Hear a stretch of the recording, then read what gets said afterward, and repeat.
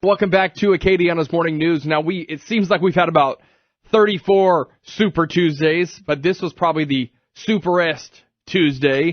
And now we just have to watch and see what's going to happen. Obviously, Hillary Clinton has enough, and now we're going to see what Bernie Sanders is going to do with his meeting today at the White House. So political analyst Donald Mazzella is joining us on the line this morning. Hey, Donald, good morning. So Donald Mazzella joining us on the line. Good morning. How you doing? Good morning to you.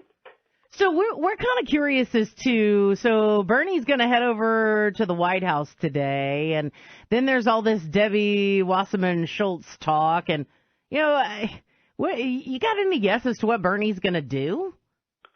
Well, Bernie's enjoying himself too much. Here's an obscure senator, independent at that, who's come out of nowhere, and now people hang on his every word. He's going to go in, he's a Brooklyn boy, transplanted.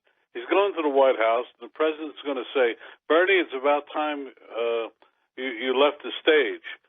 And it's very difficult for anybody to leave the stage unless he gets something for it. They're certainly not going to offer him the vice presidency, and they're probably going to give him a prominent role, try to give him a prominent role at the Democratic convention, and try to get him and his supporters underneath the big tent and move forward.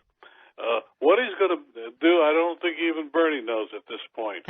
I believe he's going to stay in the race at least till the convention, or at least until they give him a prominent role. That's where there is. He can do two things. He can play along and be a good party boy, but remember, he's not a Democrat. He's an independent. He's the only independent in the Senate.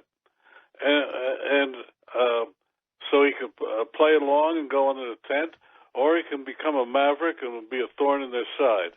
I think he'll fall into line sometime between now and the convention and have a convention speech in which he'll outline all of his views and probably campaign if Hillary Clinton is the nominee.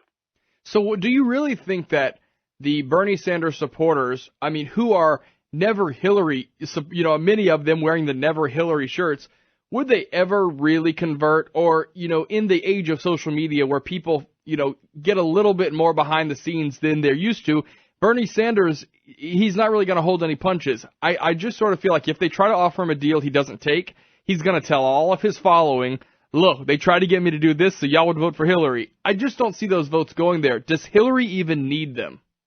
Oh, yes, she needs them very badly. You're right about what you said, but she needs his supporters because this race is a lot closer than people think. Donald Trump is saying what a lot of people think, and he's doing a fairly good job of it, despite what the media is saying.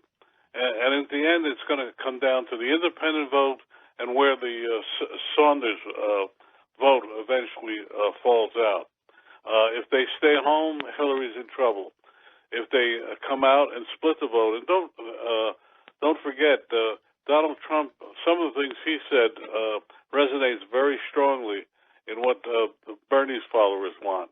No one is happy with the status quo, whether the left or the right or in the middle. No one is happy with the state of the world today, either domestically. And the issues next in this election are, first and foremost, is the economy.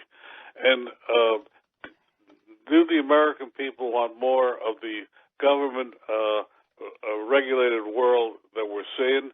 Do they want more of what Donald Trump is saying, let's bust out and do things differently? That's the real question. It's how it's articulated in the coming election. It's the economy and the person that does the best job of articulating a future for America economically that's going to win this election. All right, Donald Mazzella, thank you for joining us this morning. We'll have all eyes on this election as we have, and you can get all the latest campaign 2016 information at KPEL965.com.